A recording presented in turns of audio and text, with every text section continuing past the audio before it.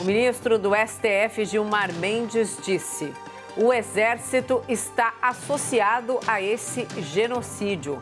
A frase é por causa do comando do Ministério da Saúde pelo general Eduardo Pazuello. Hoje, o Ministério da Defesa reagiu em nota assinada pelos comandantes das 3 forças, em que repudia as declarações e informa que vai acionar a Procuradoria-Geral da República.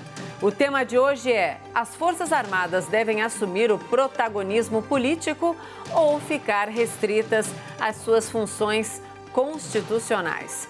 Os nossos debatedores são Marcelo Feller, advogado criminalista. Boa noite, Marcelo. Boa noite. E Caio Coppola, bacharel em Direito e comentarista político. Boa noite, Caio. Boa noite, Analisa. Boa noite, Marcelo. Boa noite, espectador da CNN.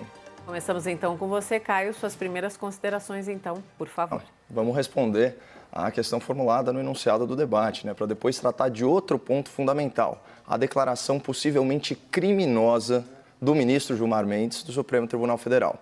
Aspas, as Forças Armadas devem assumir as Forças Armadas devem assumir protagonismo político ou ficar restritas às suas funções constitucionais. Bom, antes de mais nada, a gente precisa saber quais são as funções das Forças Armadas de acordo com a Constituição Federal. E o artigo 142, ele é muito claro nesse sentido. Marinha, Exército e Aeronáutica, elas destinam-se à defesa da pátria e à garantia dos poderes constitucionais, da lei e da ordem.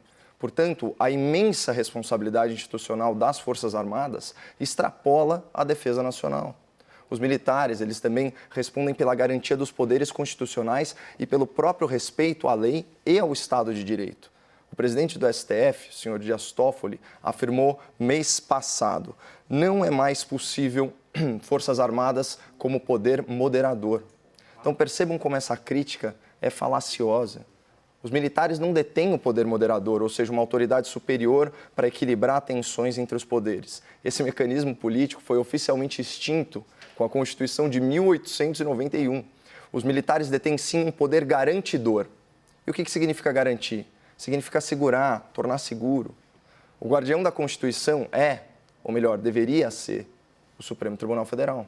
Mas os garantidores da Constituição são Exército, Marinha e Aeronáutica. Ponto.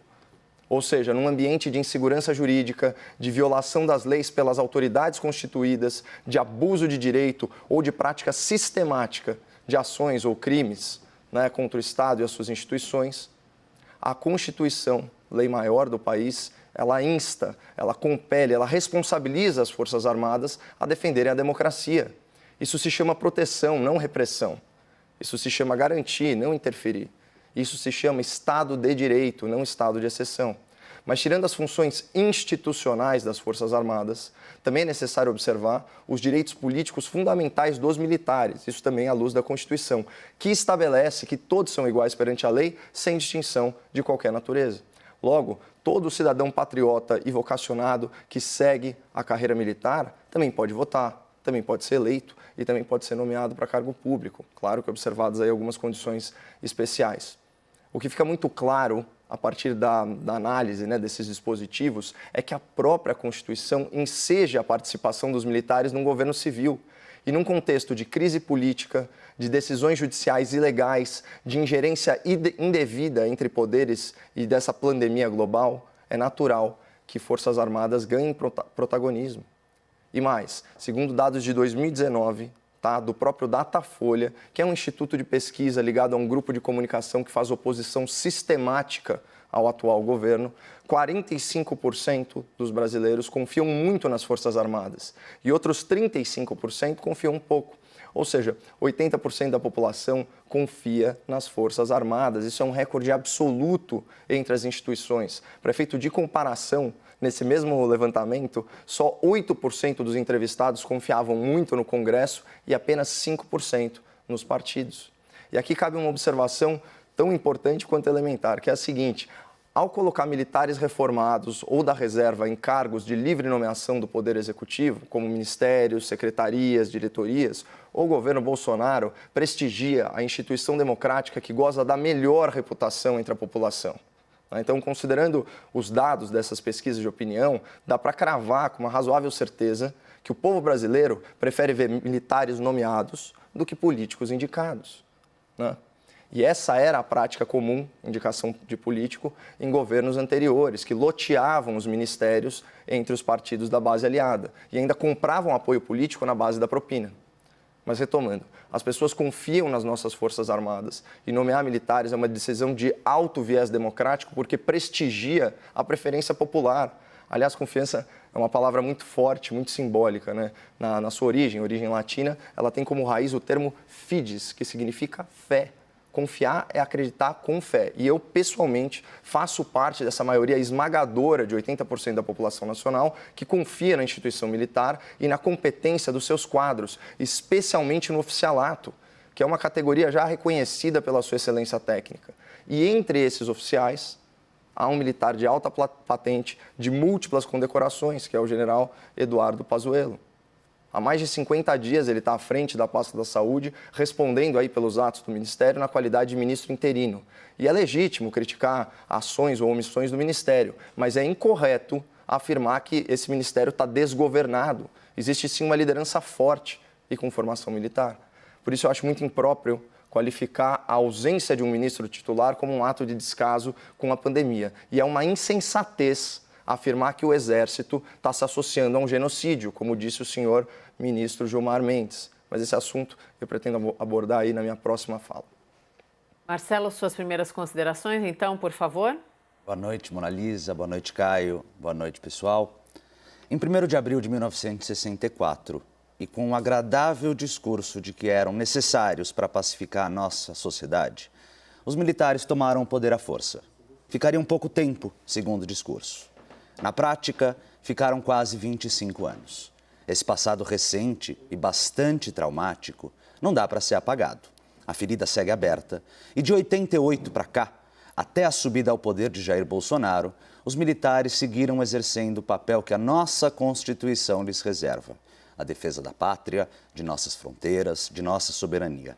As Forças Armadas exercem um papel tão sensível e têm ao seu dispor um poderio bélico tão relevante que a própria Constituição proíbe os militares na ativa de se filiarem a qualquer partido político. O artigo 142 da Constituição proíbe aos militares a sindicalização e a greve, bem como, repito, a filiação a partidos políticos. Se não pode se filiar a partidos, se sindicalizar e realizar greves, parece bastante clara a opção constitucional em afastar os militares da política. Afinal, e como disse hoje a ministra Maria Elizabeth Rocha, do Superior Tribunal Militar, as Forças Armadas são, ou ao menos deveriam ser, instituições do Estado e não de um determinado governo. A política governamental do presidente Jair Bolsonaro segue caminho completamente oposto. Dia 14 de abril, agora, o editorial do jornal americano The Washington Post apontou o presidente Bolsonaro como o pior líder mundial para gerir uma reação contra a pandemia. De acordo com o jornal, ao lado dele, do Bolsonaro, estão os presidentes do Turcomenistão, Belarus e Nicarágua. Além disso, o presidente Bolsonaro povoa todo o seu primeiro escalão com militares da ativa, associando-se a uma política similar, vejam bem, àquelas políticas adotadas por Hugo Chávez, ex-presidente venezuelano.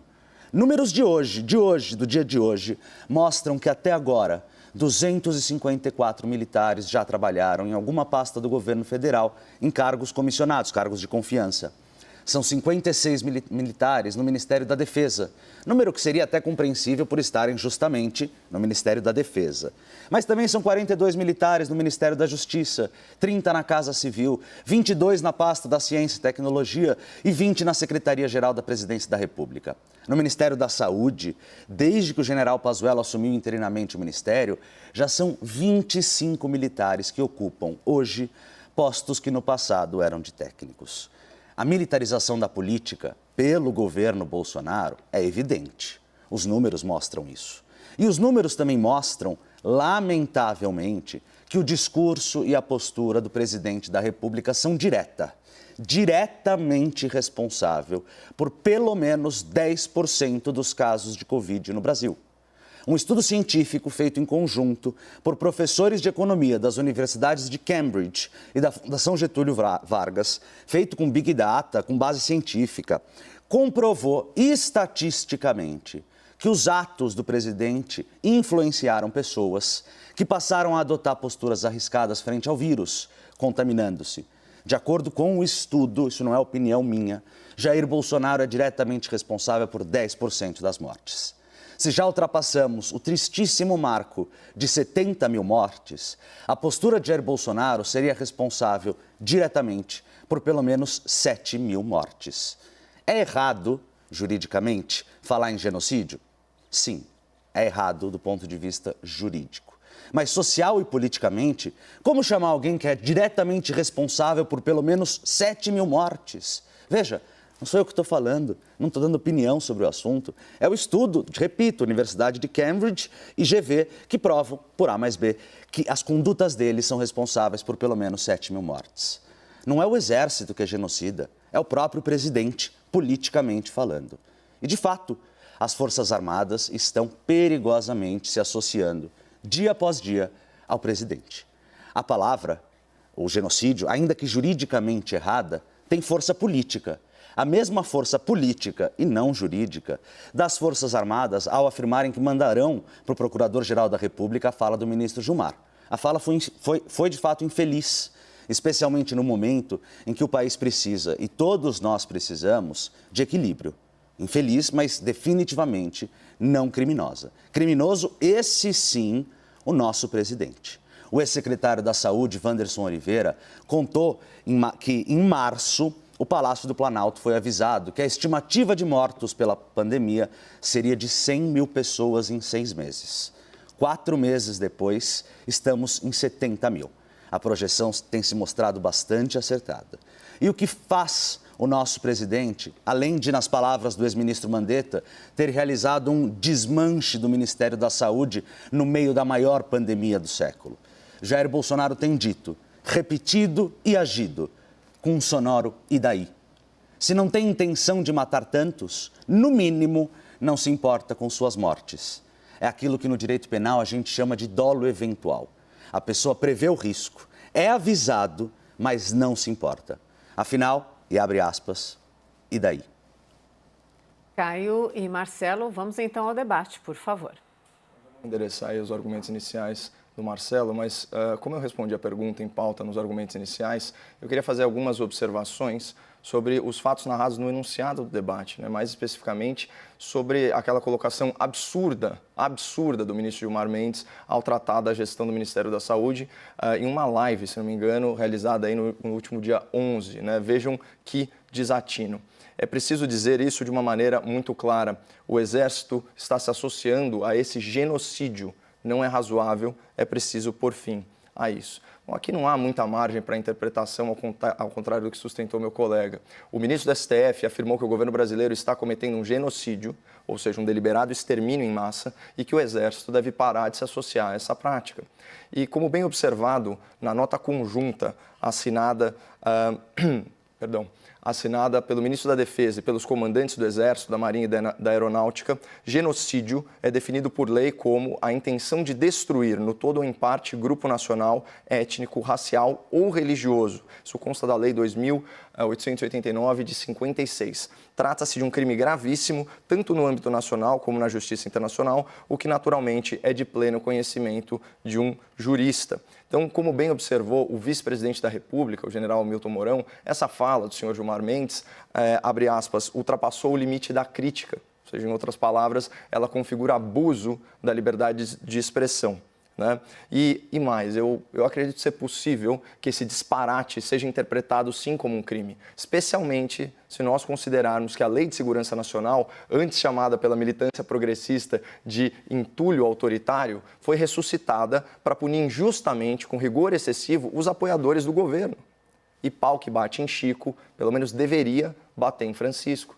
Então, vamos aqui aos tipos penais, né, da Lei de Segurança Nacional, artigo 23, inciso 2, incitar a animosidade entre as Forças Armadas ou entre elas e as classes sociais e as instituições civis, como é o caso do governo federal, pena reclusão de 1 a 4 anos. E um outro ponto, Implicar o governo em genocídio é tratar o presidente da República como um genocida, o que está longe de ser uma realidade, né? Afinal, as pessoas no Brasil elas morrem por Covid-19, que é uma doença sem vacina e sem cura, não por negligência proposital da União, muito menos do Exército, né? E nesse sentido, também dispõe o artigo 26 da LSN, aspas, caluniar ou difamar o presidente da República, imputando-lhes fato definido como crime ou fato ofensivo à reputação. Mesma pena, reclusão de 1 a 4 anos. Seria uma interpretação bem criativa da lei. Tá? Eu não endosso ela, mas é justamente o tipo de interpretação praticado por essa composição do STF contra os inimigos políticos. E não à toa, naquela nota conjunta da Defesa e das Forças Armadas, consta o seguinte: informamos que o Ministério da Defesa encaminhará a representação ao Procurador-Geral da República para a adoção das medidas cabíveis, né? Então vamos ver se a PGR será leniente, né, condescendente com esse ataque às instituições promovidas pelo senhor Gilmar Mendes. Aliás, como foi leniente também em relação às ofensas injustificáveis aos membros da Lava Jato, comparados por esse mesmo ministro a uma organização criminosa. E vamos ver se alguns parlamentares decentes no Senado Federal retomam a pressão para colocar em pauta o pedido de impeachment do senhor Gilmar Mendes, que foi protocolado pelo grande jurista, Dr. Modesto Carvalhosa, acrescentando aí mais esse episódio lamentável. Motivo para afastar o ministro não falta. Lá, Marcelo, nesse argumento complementar do Caio, vamos dizer assim, foram 3 minutos, então use o tempo aí como vocês quiserem para o debate, mas claro, com a referência de que você tem um tempo de fala também. Muito obrigado, Mona Lisa. Caio, em primeiro lugar, eu hoje vim municiado com um computador para, enquanto a gente fala, eu ir jogando para ver as coisas que você coloca. Em primeiro lugar, essa mesma pesquisa do Datafolha que você faz referência aponta que 52% dos brasileiros são contra a participação de militares no governo. Então, ao intencionalmente omitir esse número e dizer que, portanto, colocar militares no poder seria uma intenção, um agrado aos brasileiros, você se esquece que os brasileiros, nesta mesma pesquisa, foram e são contra militares no governo. E sobre isso, Caio, eu acho que a gente precisa voltar um pouquinho. Primeiro, ponto 1, sobre o que você falou. Calúnia e difamação são completamente diferentes de injúria. Eu não vou entrar aqui num debate jurídico-criminal, mas, de fato, não falo isso da posição de advogado criminal. Não há crime nenhum na manifestação do Gilmar Mendes, do ministro Gilmar Mendes, seja pela ausência do dolo, do ânimo, do elemento subjetivo do tipo, da intenção de injuriar, seja ainda porque falou. No máximo, a gente poderia falar numa injúria caso tivesse ele esta finalidade específica, mas eu não vou entrar nesse tecnicismo. O que eu quero que a gente pare e pense são as razões, né? Primeiro, por que um militar, voltando à pergunta do dia, por que os militares não deveriam participar da política, como inclusive é a opção da nossa Constituição? Porque militares têm armas, porque militares estão à frente da defesa do país e são armados, são donos dos tanques, donos das baionetas. Não faz sentido. Veja, a gente passou nos últimos meses, talvez ano, a gente ficou vendo cotidianamente notas de repúdio para cá, notas de repúdio para lá. Hoje, o que o Exército, a Marinha e a Aeronáutica fizeram? Uma nota de repúdio. Por que essa nota de repúdio dá calafrios em todos nós? Porque ela vem dos militares, que são os donos das armas. Se viesse de um secretário, de um ministro, isso não dava calafrios? Era nota de repúdio, mas a gente não ia nos lembrar, isso não nos lembraria dos tempos dos anos de chumbo que a gente viveu, em que a força, com armas, os militares tomaram o poder. Ponto 2, me parece muito sintomático do autoritarismo do nosso presidente querer colocar sempre militares. Os militares têm uma formação diferente da formação civil normal. Eles têm uma hierarquia muito rígida, obedecem o seu superior hierárquico sem perguntar, simplesmente cumprem ordens. E se a gente pega justamente a política do presidente Bolsonaro, no sentido de que, todos nós vimos isso dentro do Ministério da Saúde, cada vez que entrava um ministro da Saúde técnico que não queria ficar falando de cloroquina, não queria criar um protocolo sobre isso, o que ele fez? Colocou um militar que este sim vai obedecer cegamente às diretrizes que o presidente, que não é médico, não é técnico no assunto, as diretrizes que ele colocar para os seus subordinados, porque ele é o comandante em chefe das Forças Armadas, que vão obedecer ele hierarquicamente e sem dizer, olha, presidente, acho que você está fazendo uma grande besteira que vai ocasionar a morte aí de milhares de pessoas. Só para corrigir uma informação que você veiculou ao espectador aqui da CNN, não se trata da mesma pesquisa. Estava me referindo a uma pesquisa de 2009, que foi a última feita com base em confiança nas instituições, e a pesquisa a qual você se referiu é de 2020, outra metodologia, outra amostragem. E outra coisa, os fatos, eles não confirmam aí a sua colocação. Afinal de contas, a maioria do povo brasileiro elegeu um militar para a presidência e elegeu um militar para a vice-presidência da República, e certamente pode haver uma confusão muito grande na formulação da pergunta quando se fala em militares na ativa, militares reformados e militares na reserva, que são coisas muito distintas. Por quê? Os militares, de fato, eles têm acesso às armas, certo? Mas, primeiro, eles atuam sob a chefia da presidência da República. E, segundo, isso é quando eles estão na ativa, não quando eles estão na reserva.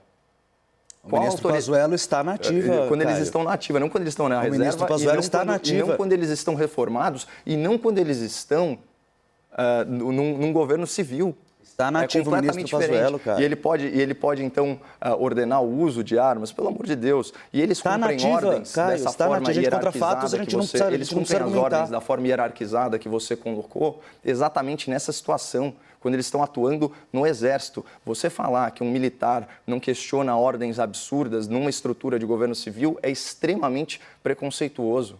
Extremamente preconceituoso. Falar que as pessoas simplesmente obedecem por obedecer, sem nenhum discernimento próprio. Né? E outra coisa, quando que a Marinha, a Aeronáutica e o Exército não têm o direito de, numa nota, defender a honra da instituição, falando uma coisa tão elementar quanto não estamos participando de um genocídio?